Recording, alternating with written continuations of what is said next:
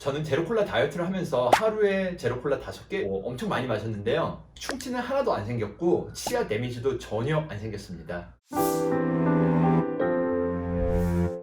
안녕하세요, 닥터 브레이입니다. 오늘은 제가 직접 성공한 제로콜라 다이어트에 대해서 나눠보도록 하겠습니다. 건강하게 제로콜라 다이어트를 배우시기를 원하신다면 영상을 끝까지 봐주시기를 부탁드립니다. 먼저 말씀드릴 것은 기저질환이 있으신 분들, 특히 심장과 신장, 당뇨, 고혈압 같은 기저질환이 있으신 분들은 꼭 의사와 상담 후에 다이어트를 진행하시기를 부탁드립니다.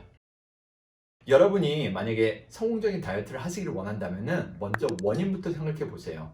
제 비포 사진을 보시면 알겠지만은 진단은 분명히 비만인데 모든 병이나 질환이 마찬가지로 증상을 없애는 것보다 그 병의 원인을 치료하는 것이 정말 중요합니다. 저 같은 경우에는 설탕 중독, 폭식, 수면 부족, 운동 부족이 주된 이유였습니다. 조금 더 자세히 보면은 불규칙적인 생활과 수면 부족으로 인해서 스트레스가 올라갔고 스트레스 호르몬에 의해서 설탕 중독과 폭식이 생겼고 불규칙적인 생활에 의해서 운동이 많이 부족했습니다. 저는 일을 하든지 자기 개발을 하든지 스마트 골을 적어 놓는데 영상이 길어지니 이 부분은 슬라이드를 하고 최대한 빨리 넘어가겠습니다. 한번 읽어보시기 부탁드릴게요. 세 번째, 치료 방법 역시 영상이 길어지니 슬라이드로 대신하겠습니다. 사실 이것이 제일 중요한데요. 제로콜라를 마시든 안 마시든 이것만 지킨다면 확실히 다이어트 효과는 있을 것입니다. 제로콜라는 단지 치료 방법을 약간 도와주는 의미이지 치료약은 아닙니다. 저의 치료 방법은 규칙적인 생활을 하자, 잠을 2일에 하루는 최소 7시간은 자자, 그리고 못해도 하루에 5시간은 자자, 기상은 언제나 8시 이전으로 맞춰놨습니다. 두 번째로 음식을 천천히 먹고 배부름이 몇 가지 전달되는 데는 20분 이상이 걸리니까는 점심이랑 저녁을 먹을 때는 최소한 30분 이상 앉아있는 것을 저만의 룰로 하였습니다. 세 번째로는 많이 씹어 먹자. 저는 제로콜라를 점심과 저녁 때 각 500cc에서 1리터까지를 원하는 만큼 마셨습니다. 넷째, 물을 많이 마시려고 노력했습니다. 하루에 2리터 이상 식간 사이에 마시려고 노력했는데요. 몸은 배고픔과 목마름을 헷갈려 한다고 해요. 그래서 물을 많이 마시면 간식 욕구가 많이 떨어지고 치아 건강에도 굉장히 좋습니다. 이것이 다이어트 식단의 가장 중요한 포인트가 되지 않을까 싶습니다. 사실 제로콜라가 이뇨제 효과가 있어서 식간 시간에 물을 많이 섭취하게 되고 다이어트에 도움이 되는 것 같았습니다.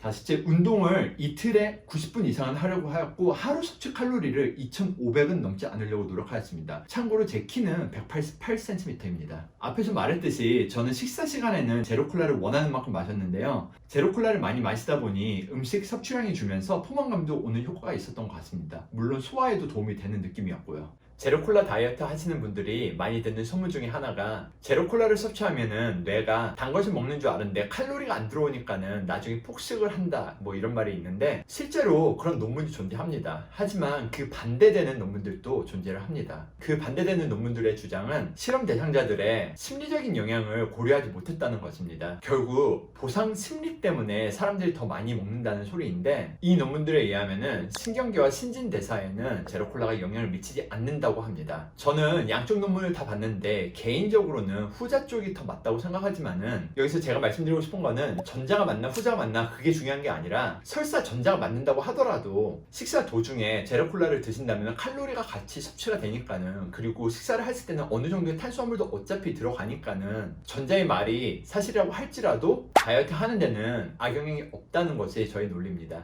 두 번째로 제로콜라 다이어트 중에서 뜬 소문 중 하나가 제로콜라 다이어트를 하면은 치아가 많이 손상된다, 충치가 많이 생긴다 그런 말인데요. 이 부분은 제가 치과 의사로서 전문 분야니까는 할 말이 참 많은데 그러면 영상이 너무 길어지니까 나중에 자세히 충치가 왜 생기는지 충치를 어떻게 안 생기게 하는지는 영상을 따로 찍도록 하고요. 결론부터 말씀드리자면은 저는 제로콜라 다이어트를 하면서 하루에 제로콜라 5개 엄청 많이 마셨는데요. 충치는 하나도 안 생겼고 치아 데미지도 전혀 안 생겼습니다. 제로콜라는 설탕이 없지만은 산성이기 때문에 치아를 부식시킨다, 치아에 안 좋다는 말은 사실입니다. 하지만 식사를 할 때 제로콜라를 드시든 안 드시든 그 어떤 탄수화물, 빵이든 밥이든 드신다면은 입안은 산성으로 변합니다. 모든 사람 입안에 박테리아가 있거든요. 그런데 그 박테리아가 탄수화물을 먹고 랙틱 애시드라는 산성을 만듭니다. 그런데 우리 모두 밥을 먹고 살고 탄수화물을 먹고 사는데 모든 사람이 충치가 생기는 게 아니잖아요. 매일 탄수화물을 먹어도 충치가 안 생기잖아요. 말씀을 드리자면은 얼마나 많은 양을 먹느냐가 아니라 아니라 어떻게 먹느냐, 얼마나 자주 먹느냐, 얼마나 오랫동안 먹느냐가 훨씬 더 중요합니다. 다시 한번 말씀드릴게요. 양이 아니라 얼마나 자주 먹는 빈도와 얼마나 오래 먹는 시간입니다. 그것이 충치가 생기는지 안 생기는지, 입안에 얼마나 데미지가 가는지를 결정하는 요인이 됩니다. 그래프를 하나 띄워드릴게요. 스테픈스 커브라고 나중에 제가 충치에 대해서 설명할 때 다시 한번 말씀드리겠지만요. 만약에 이 그래프를 이해하실 수 있는 이과를 전공하신 분들이라면 이걸 보셔도 좋고요. 아니라면 그냥 제가 쉽게 설명해 드릴게요. 예를 들어 한 분은 식사를 하면서 제로콜라를 2리터를 30분 동안 드셨다고 생각해 보세요.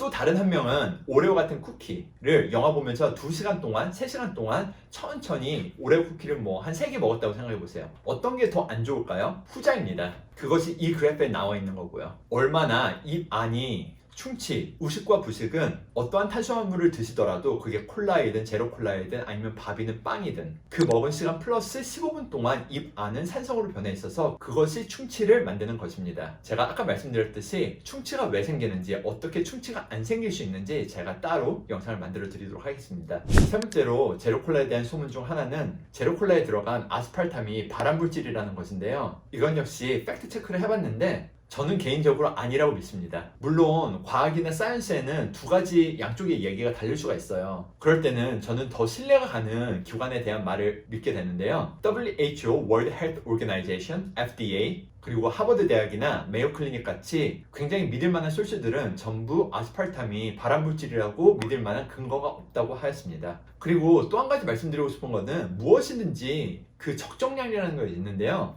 물이나 산소 이런 것들도 너무 중요하지만 너무 좋은 것들이지만 너무 많이 먹으면 이것도 독으로 작용합니다. 무슨 말씀을 드리고 싶냐면은 제로콜라에 포함된 아스팔탐은 극소량입니다. 그렇기 때문에 제로콜라를 1리터, 2리터를 마신다고 하더라도 아스팔탐 흡입량은 그렇게 크지가 않습니다. 그리고 마지막으로 팩트 체크를 해볼게. 탄수화물을 많이 마신다면 뼈가 녹는다, 뼈가 약해진다 이런 말인데요. 이 역시 대다수의 기관에서는 사실이 아닌 걸로 판명하였습니다. 그렇지만 오해를 없애기 위해서 제가 몇 가지 설명해 드릴게요. 많은 분들이 인산, 뼈가 약해진다고만 들었고 왜 뼈가 약해진다고는 사람들이 많이 못 들었을 거예요. 그 많은 사람들이 탄산을 마시면 뼈가 약해진다고 생각하는데 탄산은 그냥 물에다가 이산화탄소를 녹인 거예요. 그것 자체로는 산성조차도 아니에요. 실제로 탄산수는 pH가 산성도가 6.5입니다. 물과 별 차이가 없는 거예요. 제로콜라나 탄산 음료에는 인산이라는 것이 들어가는데 파스포러스 애시드라고 하거든요.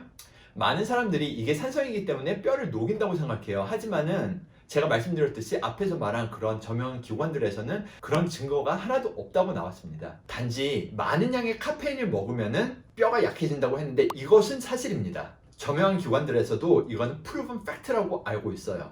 하지만 그렇게 따진다면은 티, 그린티나 녹차나 커피나 등등 많은 카페인이 들어가 있는 모든 것이 뼈를 녹이는 거고요. 그리고 앞에서 말했듯이 엄청난 양의 카페인이나 제로콜라나 그런 음료를 섭취하지 않는 한 뼈가 녹아내린다든지 뼈가 약해진다는 거에 의미는 굉장히 약한 걸로 알고 있습니다. 예를 들어서 커피나 제로콜라에 들어있는 카페인의 양은 거의 동등합니다. 녹차에는 한 4분의 1 정도가 들어있는 걸로 알고 있고요, 제가. 이렇게 제로콜라에 대해서 몇 가지 알아봤는데요. 이 밖에도 다이어트에 대해서 몇 가지 팁을 드리자면은 스마트워치 같은 것도 차면은 굉장히 도움이 되는 것 같고요. 그리고 다이어트를 하다 보면은 분명히 정체기가 와요. 특히 저같이 20kg, 30kg 이상을 감량을 하려면은 분명히 정체기가 와요. 몸은 변화를 싫어하거든요. 운동도 매일 똑같이 하면 근육이 안 생겨요. 이런 정체기를 맞았을 때는 다이어트 방법이 약간 바꿔주는 게 도움이 되는 것 같아요. 간헐적 다이어트를 한다거나 키토 다이어트를 한다거나 한 달, 2달 정도 약간 바꿔주는 게 도움이 되는 것 같습니다. 이 밖에도 나누고 싶은 것들이 너무 많은데 영상이 길어지면 안 봐주실 것 같아가지고 오늘은 이만 하겠습니다. 댓글로 제로콜라나 다이어트에 관해서 궁금한 것을 적어주신다면 제가 성심성의껏 대답을 하고 필요하다면 영상을 더 만들어 드리겠습니다. 감사합니다.